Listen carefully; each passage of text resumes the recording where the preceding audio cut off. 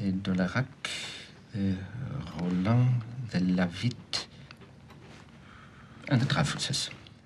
한스 란다가 프랑스에 남은 유대인을 색출하는 과정에서 드레이피스라는 이름이 등장합니다. 얼핏 보면 그냥 넘어갈 부분이지만 프랑스 근대사를 들여다보면 상당히 흥미롭게 다가오죠. 19세기 말 프랑스는 일명 드레이피스 사건으로 인해 혼란스러운 전국이었습니다. 프랑스 프로이센 전쟁에서 프랑스가 패하자 프랑스 제국은 성남 민심을 달래기 위해 일명 스파이 음모를 꾸밉니다. 당시 두 국가는 치열한 첩보전을 벌이고 있던 상황이라 프랑스 내 스파이가 기밀 정보를 프로이센에게 누설해 전쟁에서 패배했다는 프레임을 가져가려 한 것이죠.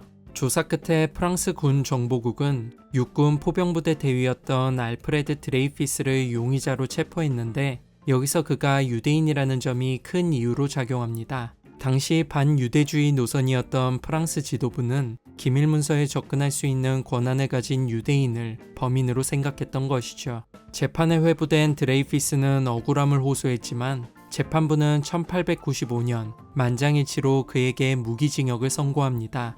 이 사건이 알려지자 프랑스에선 반유대주의 물결이 일며 드레이피스를 맹렬하게 비난하기 시작합니다. 하지만 프랑스의 대문호 에미 졸라를 비롯해 몇몇 유력 인사들이 군 당국의 어설픈 수사를 이유로 재심을 청구하기 시작합니다. 그리고 이에 힘입은 드레이피스는 마침내 1906년 무죄를 선고받게 되죠. 이런 역사적 배경을 보면 영화 초반부의 설정이 상당히 의미심장합니다. 프랑스 프로이센 전쟁처럼 다시 한번 독일에게 패한 프랑스, 그 과정에서 프랑스인 라파디트가 배신하며 희생되는 드레이피스 가족.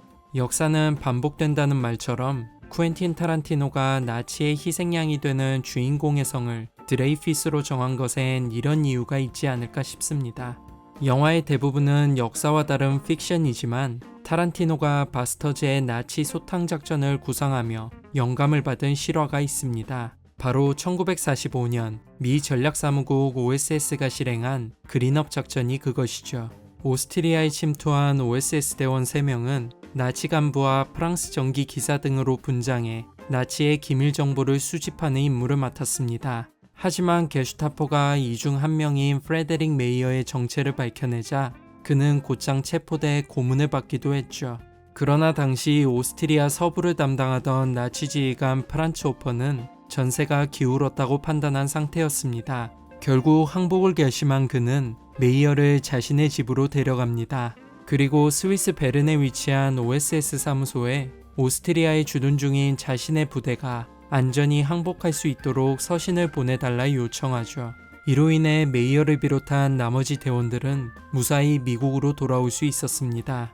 이는 마치 한스 란다가 알도레인에게 정식으로 항복할 테니 신변을 보호해달라고 하는 장면을 떠올리게 합니다. 실제로도 전쟁이 끝나기 전부터 자기 살 길을 먼저 찾았던 나치 간부가 있었다니 상당히 씁쓸하게 다가오는 대목입니다. 나치의 선전장관이었던 요제프 괴벨스, 그리고 그의 영화 조국의 자랑의 주인공으로 출연한 프레데릭 졸러, 영화의 중요한 축을 담당하는 두 사람은 당대 나치의 선전영화 정책을 적나라하게 보여줍니다. 당시 독일은 표현주의 영화사조를 앞세워 미국 다음으로 가장 많은 영화 제작사를 보유할 만큼 영화산업 부흥기를 맞은 상태였습니다. 히틀러는 이렇게 발전한 독일 영화 기술의 힘을 활용해 나치 사상을 선전하고자 하죠. 그리고 이 선전 계획에 동참할 감독들을 포섭하기 시작합니다. 당시 프리츠랑을 비롯한 독일 표현주의 거장들은 히틀러의 제안을 거절하며 미국 등지로 망명합니다. 하지만 레니 리펜슈타를 위시한 몇몇 감독들은 적극적으로 나치 선전 영화를 만들어 선보이기 시작합니다. 그중 레니 리펜슈탈의 1934년작인 의지의 승리는 현재까지도 가장 뛰어난 선전 영화의 표본으로 알려져 있죠. 영화 속 프레데릭 졸러가 주연을 맡은 조국의 자랑이 바로 이런 포지션을 차지하고 있는 겁니다. 이렇게 나치 선전 영화는 잘못된 사상의 홍보수단으로 활용됐지만 당시 영화가 보여줬던 혁신적인 기법과 독보적인 영상미는 세계 영화사에 적잖은 영향을 끼치는 아이러니를 낳게 됩니다. 키노 작전에서 영국 측 스파이로 등장하는 유명 여배우 브리치 폰 해머스마크, 타란티노는 이 캐릭터를 구상하며 헝가리 출신 할리우드 여배우인 일로나 메시를 모티브로 삼았다고 밝혔습니다. 타란티노는 해머스마크 역을 맡은 다이앤 크루거에게 일로나가 주연을 맡은 1941년작 인터내셔널 레이디를 보라고 조언했다고 합니다. 이 영화에서 일로나가 연기한 카를라 닐슨이라는 캐릭터가 스파이로 의심받는 유명 가수인 만큼 외양과 내면 모두 참고할 만한 요소가 많았기 때문이죠. 더불어 타란티노는 다이앤이 그저 디트리 그 자체가 되길 원치 않는다고 밝히기도 했는데, 여기서 디트리히는 당대 최고의 독일 여배우였던 말렌 디트리히를 가리킵니다. 그녀는 실제로 나치에게 협력하지 않고 미국으로 망명한 뒤 유대계 영화인들을 독일에서 탈출시키려는 노력도 불사했습니다. 타란티노는 여기에 덧붙여 디트리히처럼 나치에 저항한 여배우들의 역사를 알아야 한다고도 말했습니다. 그래야 해머스마크라는 캐릭터에 더 현실감이 부여된다고 판단했기 때문이죠. 그래서인지 영화 속에서 다이앤이 연기한 해머스마크 캐릭터를 보면 일로나와 말렌 두 사람의 특징이 모두 느껴집니다. 이런 걸 보면 나치에 대한 저항의 역사에서 타란티노가 여성의 역할을 얼마나 중요하게 생각했는지 엿볼 수 있죠. 히틀러의 제3제국을 무너뜨린 건 바로 영화의 힘이었다. 타란티노의 이런 생각은 바스터즈에도 잘 녹아 있습니다.